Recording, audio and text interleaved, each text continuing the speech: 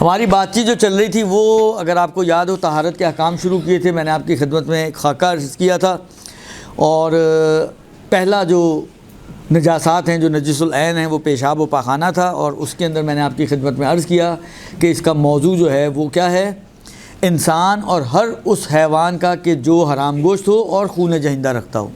تو دو چیزیں مل کر موضوع بن رہی ہیں، حرام گوشت بھی ہو اور خون جہندہ بھی رکھتا ہو، تو اس صورت میں کیا کہتے ہیں، اس کا پیشاب و پاخانہ جو ہے وہ نجس ہے۔ لیکن اگر ایسا نہ ہو تو اس صورت میں پھر اس کا پیشاب و پاخانہ نجس نہیں ہوگا، یعنی کوئی ایک ہو ایک نہ ہو تب بھی یہی حال ہوگا کہ اس کا پیشاب و پاخانہ نجس نہیں ہوگا۔ یہ یہاں تک ہماری بات آئی تھی۔ اچھا، ایک بات میں آپ کی خدمت میں عرض کرنا چاہ رہا ہوں کہ ایک جگہ پر تھوڑا سا آغا سیستانی نے کچھ مطلب دوسرا بیان کیا ہے۔ ہم نے کیا کہا، حرام گوشت جانور اور خون جہندہ رکھنے والا جانور، ٹھیک ہے۔ اب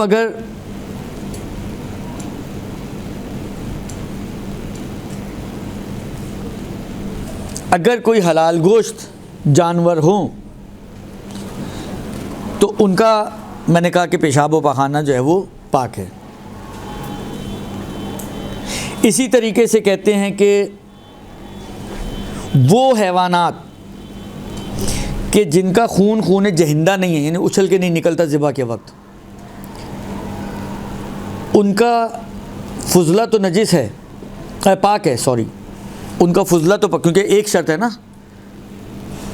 خون جہندہ نہیں ہے، ممکن ہے حلال گوشت ہو، جیسے مچھلیاں ہیں، بڑی بڑی مچھلیاں ویل ٹائپ کی، یا مثلا ممکن ہے شاید، اب مجھے اتنا نہیں معلوم لیکن ہو سکتا ہے مگرمچھ، اس ٹائپ کے جو جانور ہیں، تو کہتے ہیں کہ ان کا جو فضلہ ہے وہ تو پاک ہے، کیونکہ یہ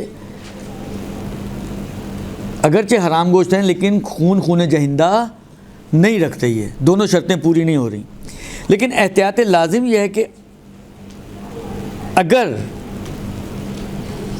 ان کو معاشرے میں اور عرف میں گوشت والا، یعنی کچھ تو ہے نا مکھیاں مچھر ان کا گوشت ہی نہیں ہوتا، حیوان تو ہیں لیکن کوئی گوشت تو نہیں ہوتا نا ان کا، لیکن ان کا اگر یہ عرفاً گوشت والے جانور کہلاتے ہیں تو ان کا پیشاب احتیاط لازم کی بنا پر اس سے پرہیز کی جائے۔ تو پیشاب کے اندر اس حیوان کے کہ جو خون جہندہ نہیں رکھتا لیکن حلال گوشت ہے، اس کے پیشاب میں انہوں نے احتیاط لگائی ہے، ٹھیک ہے، اگر اس کا وہ گوشت والا جانور کہلاتا ہے۔ لیکن اگر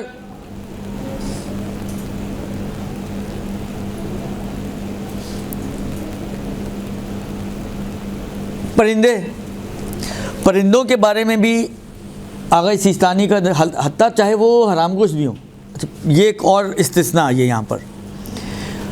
ہم نے کیا کہا تھا، وہ حیوانات جو حرام گوشت ہوں اور خون جہندہ رکھتے ہوں، دو شرطیں، تو ان کا فضلہ بھی اور ان کے پیشاب بھی دونوں نجس ہیں، ٹھیک ہے۔ اس قاعدے سے استثناء کیا انہوں نے پرندوں کو۔ پرندے چاہے حرام گوشت ہی ہوں، کیونکہ پرندوں کا خون تو خون جہندہ ہی ہوتا ہے، غیر خون جہندہ والے پرندے نہیں ہوتے۔ حتیٰ چڑیا بھی آپ لیں گے نا، چھوٹا سا پرندہ ہے لیکن اس کا خون بھی جب ذبح کریں گے تو اچھل کے نکلنے والا ہے۔ تو اگر آپ مثلا کوا لیں، آپ کوا حرام گوشت بھی ہے، خون جہندہ بھی ہے، تو کیا ہونا چاہیے اس کی بیٹ نجس ہونی چاہیے نا، قاعدے کے مطابق تو یہی ہے، کیونکہ حرام گوشت بھی ہے اور خون جہندہ بھی رکھتا ہے تو نجس ہونی چاہیے۔ لیکن یہ استثناء ہے، ایکسیپشن ہے، اس کی بیٹ پاک ہے۔ لہذا پرندے کیسے بھی ہوں، سارے پرندوں کی بیٹ پاک ہے، چاہے وہ حلال گوشت ہوں چاہے وہ حرام گوشت ہوں۔ خون جہندہ تو رکھتے ہی رکھتے ہیں، غیر خون جہندہ والے ہوتے نہیں ہیں پرندے نوعاً، تو اس لیے یہ ایک ایکسیپشن ہے۔ ان کے علاوہ جتنے بھی حیوانات ہیں جن میں یہ دو شرطیں پائی جاتی ہیں، ان کا جو ہے وہ نجس ہو جائے گا، ٹھیک ہو گیا جی۔ اس کے بعد کہتے ہیں کہ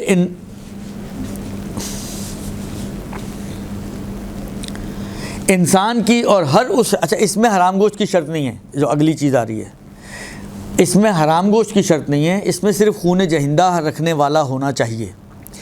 تو انسان میں مرد اور عورت میں تھوڑا سا ان کا اختلاف ہے، لیکن میں ابھی انہوں نے کیونکہ مرد کا ہے، لیکن عورت میں بھی ایک ایکسٹریم کنڈیشن میں وہ مانتے ہیں، اس کا حکم وہی ہے، تو اس لیے میں ابھی انسان کی بات کر رہا ہوں۔ تو انسان اور ہر وہ حیوان کے جو خون جہندہ رکھتا ہے اس کی منی بھی نجس ہے،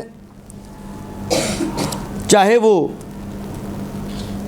کھانے والا ہو یعنی کھایا جانے والا ہو یعنی حلال گوشت ہو، چاہے نہ کھائے جانے والا ہو یعنی حرام گوشت ہو، اگر خون اس کا اچھل کے نکلتا ہے تو اس کی منی نجس ہے۔ دو چیزیں، تین، چوتھی چیز ہے مردار۔ کہتے ہیں انسان کا اور ہر اس حیوان کا کہ جو خون جہندہ رکھتا ہے۔ دیکھیں منی، مردار، ان دونوں کا تعلق خون جہندہ سے ہے، حلال اور حرام کا فرق نہیں ہے، حلال گوشت ہونا اور حرام گوشت ہونے کا کوئی فرق نہیں ہے۔ تو مردار بھی ہر اس حیوان کا مردار نجس ہے کہ جو خون جہندہ رکھتا ہے، اور اگر وہ حلال گوشت ہو تو اس کو شرعی طریقے سے ذبح نہ کیا گیا ہو تب۔ اگر وہ حلال گوشت ہے، مثلا بکرا ہے، تو بکرا اگر طبیعی موت مر جائے، ایکسیڈنٹل موت مر جائے، بجلی گری مر گیا، کوئی بھی ذبح شرعی سے ہٹ کر مرے، تو یہ جتنے بھی حیوان حلال گوشت ہیں جو ذبح شرعی سے ہٹ کر مرتے ہیں، وہ کیونکہ اگر ان کا خون جہندہ ہے تو ان کا مردار نجس ہے۔ اسی طرح ہر حرام گوشت جانور کا مردار نجس ہے۔ اور اس سے کیا سمجھ میں آتا ہے کہ اگر خون جہندہ نہ رکھتا ہو حیوان تو اس کا مردار نجس نہیں ہوگا، کیونکہ شرط کیا کی ہم نے نجس کرنے کے لیے کہ خون جہندہ رکھتا ہو۔ لہذا اگر حیوان خون جہندہ نہیں رکھتا، جیسے مچھلی کا خون جہندہ نہیں ہے، لہذا یہ مچھلی اگر خود بخود مر جائے، شکار نہ کیا گیا اس کو، خود بخود سے آپ بعض اوقات جاتے ہیں حوض وغیرہ، چھوٹی چھوٹی مچھلیاں مری ہوئی پڑی ہوئی ہوتی ہیں، تو یہ مردار ہیں اگرچہ، لیکن یہ مردار ان کا نجس نہیں ہے، یہ ان کا مردار نجس نہیں ہے۔ کیوں؟ اس لیے کہ یہ خون جہندہ نہیں رکھتی ہیں۔ درست؟ اچھا، حیوان میں بھی، انسان میں بھی انہوں نے کہا ہر انسان کا مردہ نجس ہے، سوائے اس کے کہ وہ انسان مسلمان ہو اور اس کو 3 غسل دے دیے گئے ہوں۔ تو ہر مسلمان جس کو 3 غسل دے دیے گئے ہیں، غسل دینے کے بعد اس کا مردار پھر پاک ہو جائے گا۔ جس طرح حیوان کو اگر شرعی طریقے سے ذبح کر دیا جائے یا شکار کر لیا جائے تو اس کا مردار پاک ہے، اسی طریقے سے مسلمان میت کو اگر 3 غسل دے دیے جائیں تو اس کا مردار بھی پاک ہو جائے گا۔ ٹھیک ہو گیا جی؟ خوب۔ اچھا، اس کے بعد فرماتے ہیں کہ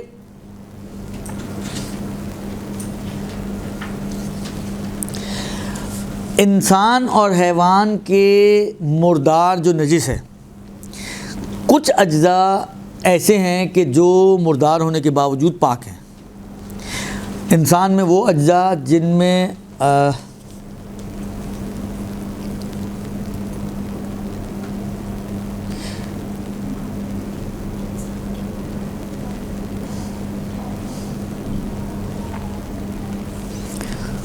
مثلا ناخن ہیں، بال ہیں، ہڈی ہے، یہ وہ اجزاء ہیں کہ جن میں روح نہیں ہوتی، تو یہ پاک ہیں۔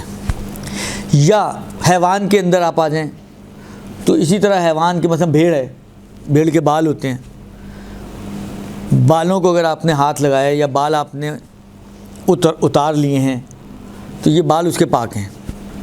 یا اسی طرح اس کے بھی دانت ہیں، اس کے بھی ناخن وغیرہ ہیں، یا جو اس کا کھر ہوتا ہے، یہ چیزیں اس کی جن میں روح نہیں ہوتی۔ خلاصہ تمام روح نہ رکھنے والے حیوانات، اجزاء حیوان کے پاک ہیں، سوائے کتے اور سور کے، کہ وہ انشاءاللہ آگے جا کے آئے گا، ان کا سب کچھ نجس ہے، حتیٰ وہ اجزاء بھی جن میں روح نہیں ہوتی وہ بھی نجس ہیں۔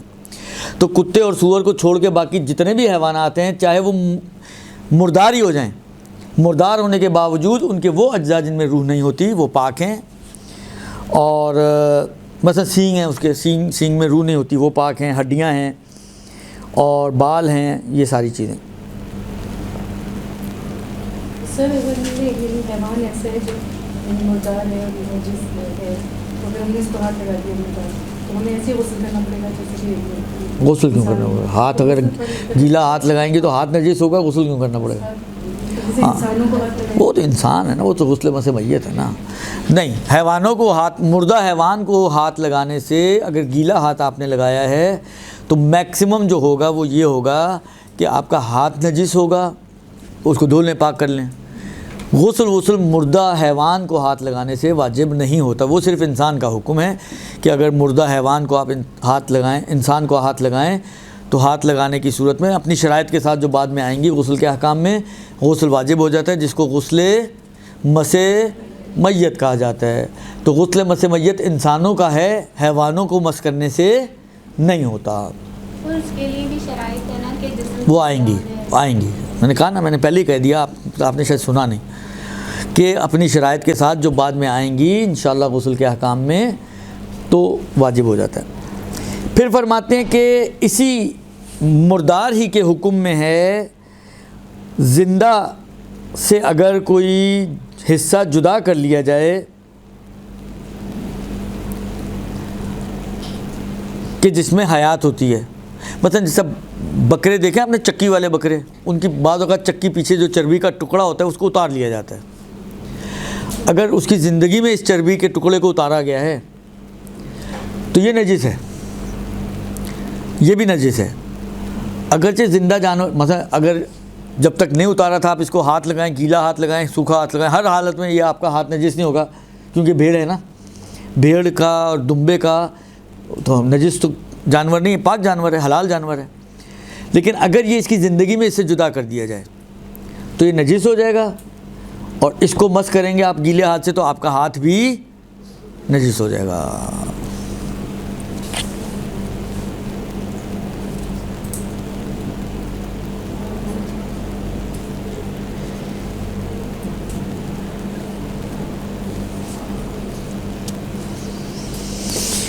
خوب.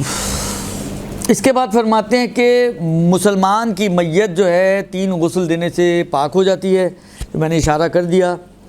اور پاک ہونے کے بعد اگر آپ کا ہاتھ اس کو رطوبت کے ساتھ، یعنی گیلا ہاتھ اس کا ٹچ ہوگا تو آپ کا ہاتھ نجس نہیں ہوگا. اور باقی اس کے جو غسل کے احکام ہیں مس میت کے، وہ بھی مس میت بھی غسل سے پہلے اگر آپ ٹچ کریں اپنی شرائط کے ساتھ تو واجب ہوتا ہے. غسل کے بعد ٹچ کرنے سے غسل مس میت واجب نہیں ہوتا. 5ویں چیز ہے خون. کہتے ہیں کہ انسان کا خون اور ہر اس حیوان کا خون کہ جس کا خون ذبح کے وقت اچھل کے نکلتا ہے. تو 3 چیزیں ہوں گی جس میں اچھلنے والا خون رکھنے کی. ویسے تو پہلی 2 میں بھی ہے، لیکن پہلی 2 میں اس کے ساتھ ساتھ ایک اور شرط بھی تھی، پیشاب و پخانہ میں. لیکن باقی جو 3 چیزیں ہیں، منی، مردار اور خون، اس میں صرف جو اہمیت ہے وہ اس چیز کی ہے کہ اس کا خون اچھل کے نکلتا ہے کہ نہیں نکلتا. اگر یہ وہ حیوان ہے کہ جس کا خون اچھل کے نکلتا ہے تو اس کی یہ تینوں چیزیں نجس ہیں. اور اگر یہ وہ حیوان ہے جس کا خون اچھل کے نہیں نکلتا تو اس کی یہ تینوں چیزیں پاک ہیں. اس کا مردار بھی پاک ہے جیسے مچھلی، اس کا خون بھی پاک ہے. فرض کریں مچھلی کا خون آپ کو لگ جائے، اور اس کی منی بھی پاک ہے اگر منی ہوتی ہو تو، مجھے نہیں پتہ ہوتی ہے نہیں ہوتی، درست. حالانکہ یہ تینوں چیزیں اس کے دائر مدار ہیں، اچھلنے والا خون ہے یا نہیں ہے. لہذا فرماتے ہیں کہ انسان کا اور ہر اس حیوان کا کہ جس کا خون اچھل کے نکلتا ہے اس کا خون نجس ہے. ہاں، ایک خون جو ہے اس کو معاف کیا گیا، وہ کیا؟ ایک کیا 2-3 خون معاف ہیں. ایک، پہلا، جب کسی جانور کو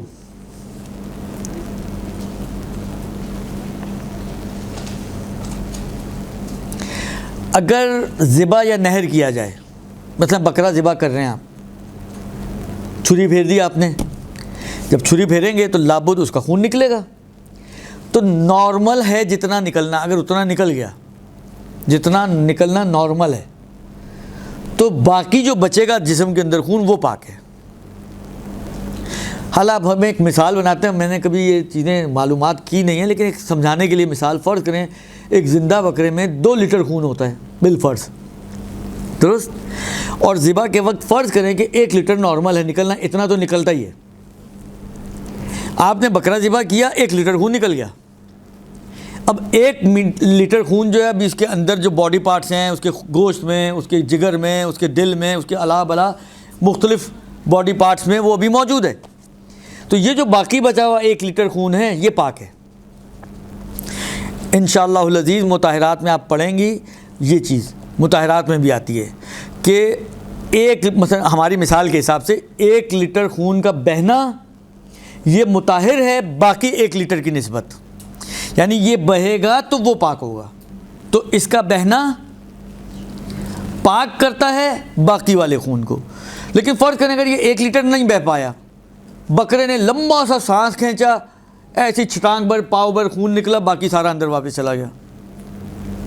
یا آپ نے جس طرح آج کل ہمارے ہاں مرغیاں ذبح کرتے ہیں، لٹکاتے ہیں قبلہ رخ، چھری پھیر دی،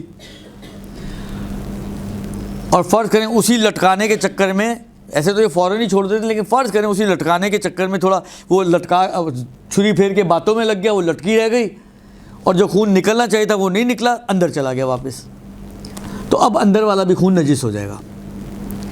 بس جو نارمل ہے نکلنا، اگر اتنا خون نکل جائے تو باقی جو بچے گا خون وہ پاک ہے۔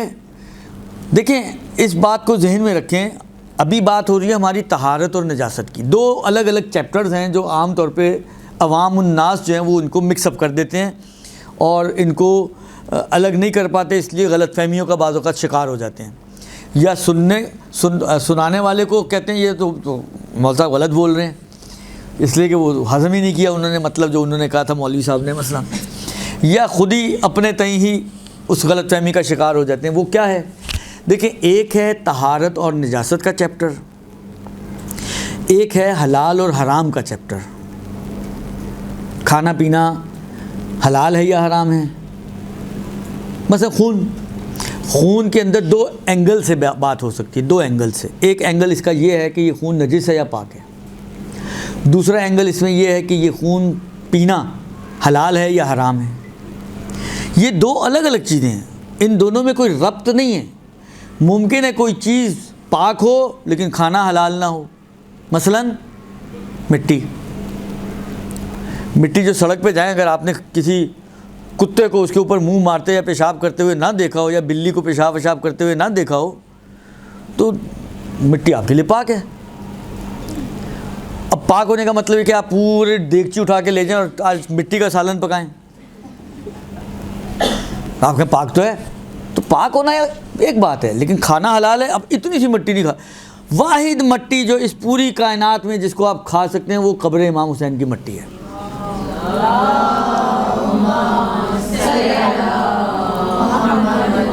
یعنی آپ سوچیں کتنی بڑی قربانی دی ہے پروردگار عالم کی بارگاہ میں کہ پروردگار عالم نے یہ شرف فقط حسین کی مٹی کو عطا کیا ہے۔ رسول خدا کی مٹی جو اشرف المخلوقات ہیں، حسین کے بھی نانا ہیں، حسین سے بھی افضل ہیں، قطعاً افضل ہیں، لیکن ان کی قبر کی مٹی آپ نہیں کھا سکتی۔ جناب فاطمہ زہرا جو ام الائمہ ہیں، جو حسین کی بھی ماں ہیں، جن کے وجود سے حسین نے جنم لیا ہے، تو اس کے باوجود آپ جناب زہرا کی قبر کی مٹی نہیں کھا سکتی۔ امیر المومنین جو نفس رسول ہیں، نفس ہونے کا مطلب کیا ہوتا ہے؟ اپنا آپ، اس کے باوجود ان کی مٹی نہیں کھا سکتی قبر کے۔ امام حسن مجتبیٰ، باقی ائمہ۔ لیکن اگر اس کائنات میں کوئی مٹی آپ کے لیے کھانی جائز بنتی ہے بعض کنڈیشنز میں، تو وہ امام حسین علیہ الصلوۃ والسلام کی قبر کی مٹی ہے، باقی کوئی مٹی نہیں آپ کھا سکتے۔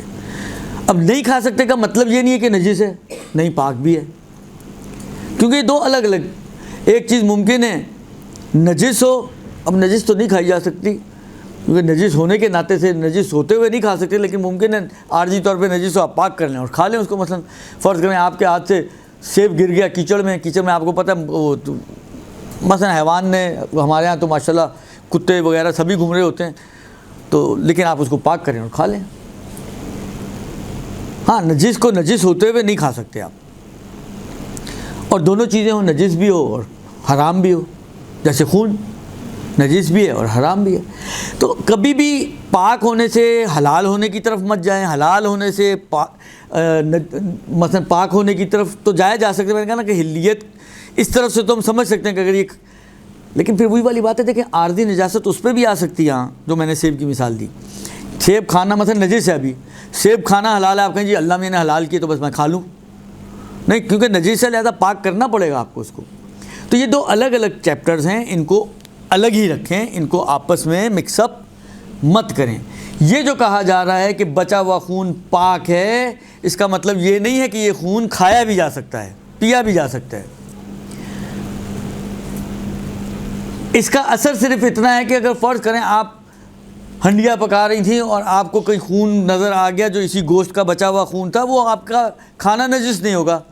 اگر آپ نے اس کو اس طرح سے بھون بھان کے مسالے وسالے چیزیں ویزیں ڈال کے کہ اس کا وجود ختم ہو جائے خون کا، جس کو ہم کہتے ہیں استہلاک ہو جائے، استہلاک ہوئی ہلاکت سے نکلے نا، بالکل ہی ہلاک ہو جائے خون، اصلا کوئی بھی نہیں کہے کہ اس کے اندر خون ہے،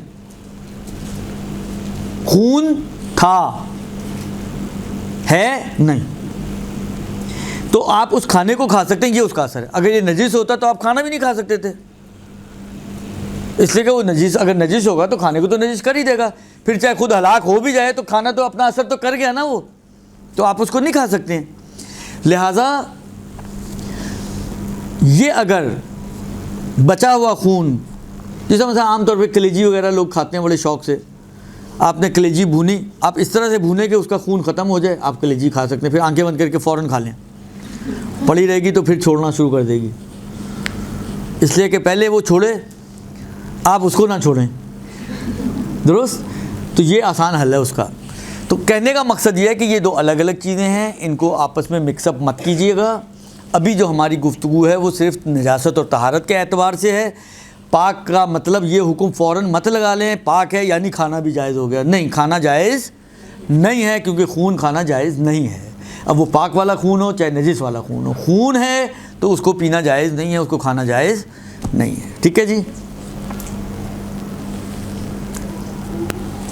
اس کے بعد فرماتے ہیں کہ بھلے تو ایک تو یہ خون ہے جو بچا رہ جاتا ہے وہ پاک ہے، اسی طریقے سے ایک آگے جا کے بھی آئے گا کہ انڈا توڑا آپ نے، زردی میں خون، تو آغاز سیسانی کے اعتبار سے یہ خون نجس نہیں ہے، اسی لیے وہ کہتے ہیں کہ اگر اس انڈے کو آپ اچھی طرح سے پھینٹ لیں، اتنا اچھی طرح پھینٹ لیں کہ پھینٹنے کے بعد پھر خون ہوئی استہلاک ہو جائے، ختم ہو جائے، تو آپ یہ انڈا کھا سکتی ہیں۔ اب آپ کہیں نہیں دل نہیں مانتا تو نہ مانیں، نہ کھائیں، کھانا واجب نہیں ہے انڈا، لیکن خود بھی کھا سکتے ہیں، کسی اور کو بھی کھلا سکتے ہیں۔ تو ایسی چیزوں پہ تو ہم لوگ دان کرنے کے ماشاءاللہ ماہر ہیں۔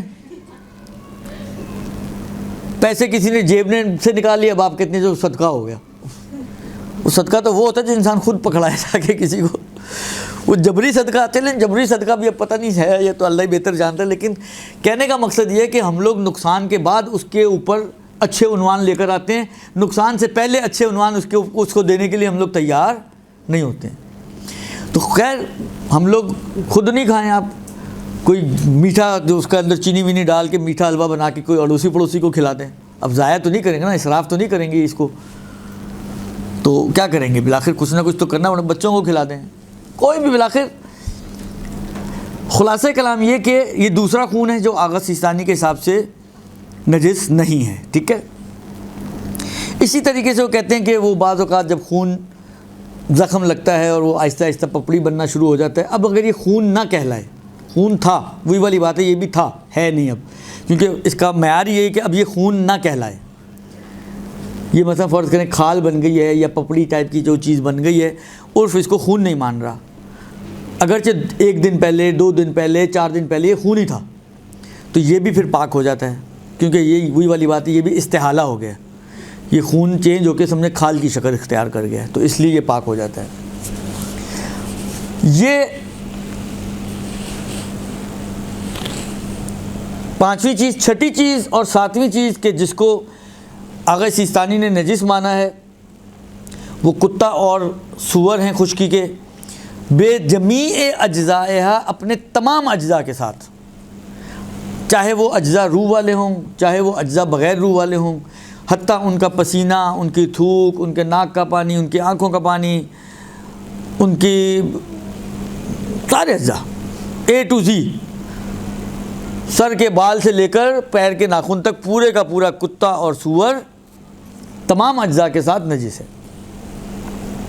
हत्ता जो मुर्दार में जो अज्ज़ा पाक हमने कहे थे वो इसके अंदर पाक नहीं हैं, लिहाजा इसके नाखून, इसकी हड्डी, इसके बाल, ये कोई भी चीज़ इसकी पाक नहीं है। और आठवीं चीज़ है काफिर। अच्छा, अब काफिर है क्या, सॉरी है क्या नहीं, है कौन, किसको काफिर हम मानेंगे? फरमाते हैं कि काफिर वो है जो या तो किसी दीन को ही नहीं मानता, बेदीन इंसान, कम्युनिस्ट और एथीस्ट बोलते हैं, क्या बोलते हैं, इस टाइप के जो लोग होते हैं जो किसी भी दीन और मज़हब को नहीं मानते, ना खुदा को मानते हैं ना मज़हब को मानते, कुछ नहीं मानते। ये या ये है कि नहीं दीन मानता है जो इस्लाम नहीं है। दो, जैसे ईसाई हैं जो मुसलमान नहीं हुए, यहूदी हैं जो मुसलमान नहीं हुए, तो वो दीन को तो मान रहे, और दीन भी इत्तफाकन इलाही दीन है। ईसाइयत भी इलाही दीन है, इसीलिए उनको अहले किताब बोलते हैं ना। ईसाइयत भी इलाही दीन है, यहूदियत भी इलाही दीन है, लेकिन नहीं मानते, इस्लाम को नहीं मानते। या गैर इलाही दीन को मानते हैं, जैसे हिंदू हैं, सिख हैं, बुद्धिस्ट वगैरह हैं। इनका जो दीन है वो कोई इलाही नहीं है, निज़ाम इलाही नहीं है, इनका अपना बनाया हुआ दीन है, अपने बड़ों का बनाया हुआ दीन, और उसी को वो मानते हैं। तो ये चाहे इस्लाम को ना मानते हों और इलाही दीन पर हों, या इस्लाम को ना मानते हों या गैर इलाही दीन पर हों, दोनों इसके अंदर शामिल हैं, ये दोनों ही काफिर हैं। दुरुस्त? अभी असले काफिर की बात हो रही है, काफिर की सब डिविजन्स की बात नहीं कर रहा हूँ मैं, अभी असले काफिर।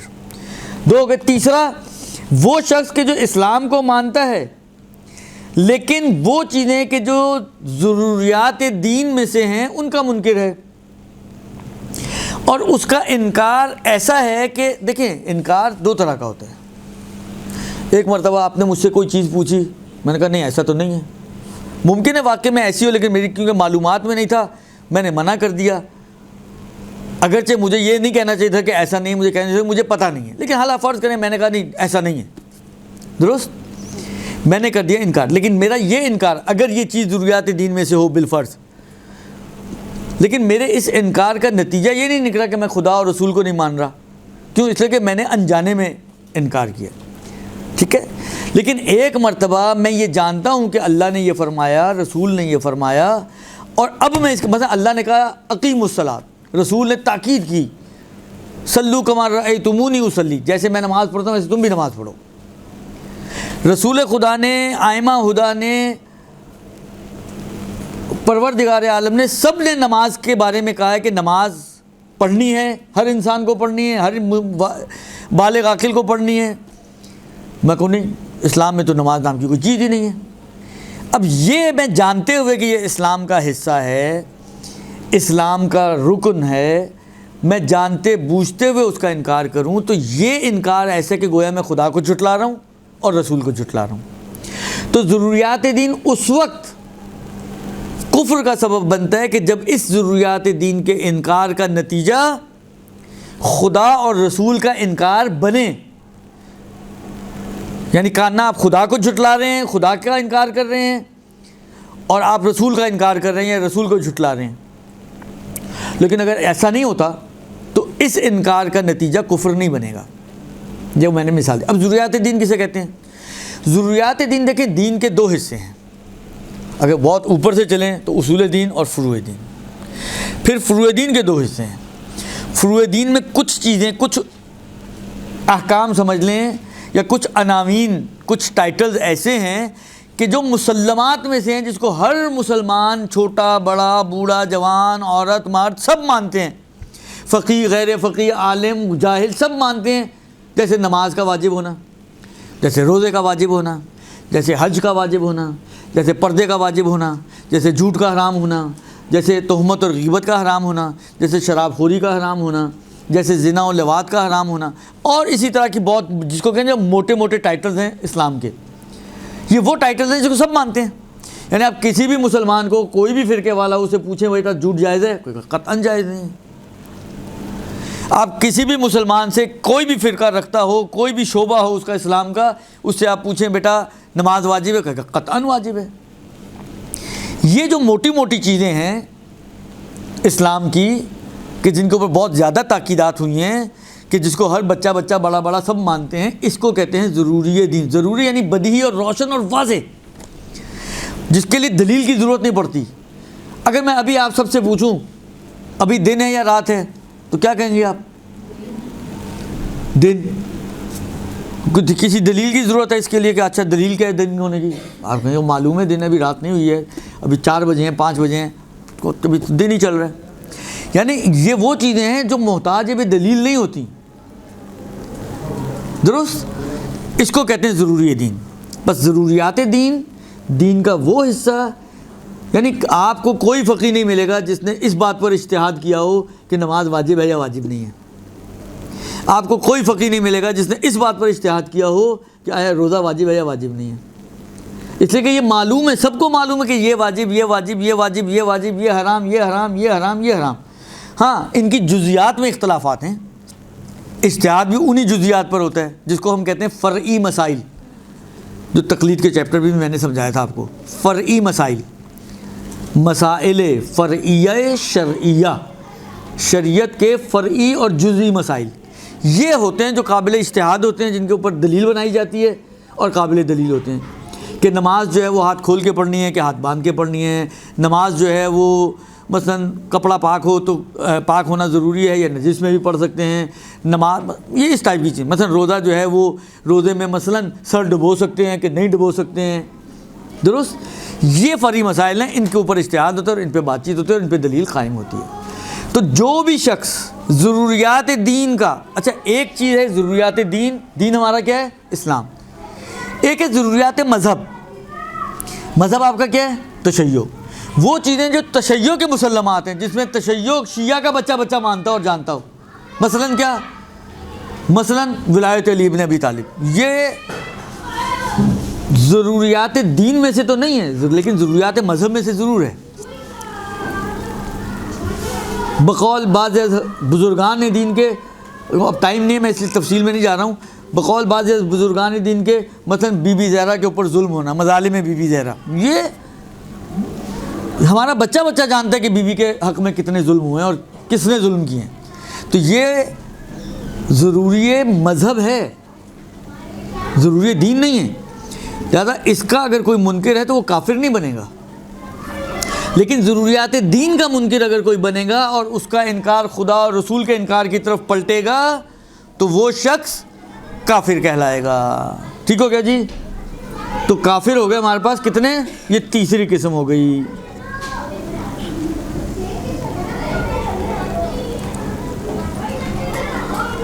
اچھا اس کے بعد کچھ دوسرے فرقے ہیں جو اپنے آپ کو مسلمان کہتے ہیں، لیکن ہماری نگاہ میں اگر دیکھا جائے تو ان کو بھی کافر مانا گیا ہے، جس میں جو ہے وہ غالی و ناصبی و خوارج ہیں. کہ یہ غالی و ناصبی و خوارج کیا ہے، انشاءاللہ اس کی تفصیل اب اگلے ہفتے آئے گی اگر ضرورت محسوس ہوئی تو. ورنہ پھر اسی پہ اکتفا کریں گے کہ غالی بھی نجس ہیں، کافر ہیں ہمارے حساب سے، اور ناصبی بھی اور خوارج بھی.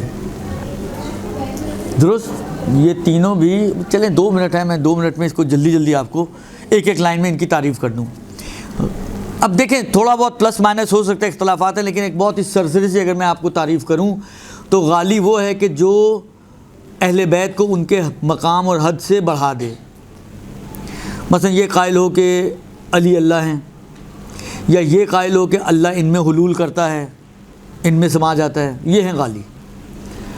یا یہ اللہ میں سمائے ہوئے ہیں، یہ غلو یعنی حد سے بڑھا دینا. ناصبی وہ ہے کہ جو بغض اور عداوت رکھتے ہیں اہل بیت سے، اور بغض و عداوت کا اظہار بھی کرتے ہیں اس بنا پہ، مثلا ان کو گالی دیتے ہیں یا ان کو برا بھلا کہتے ہیں بغض و عداوت کی بنا پر. اس کو کہتے ہیں ناصبی.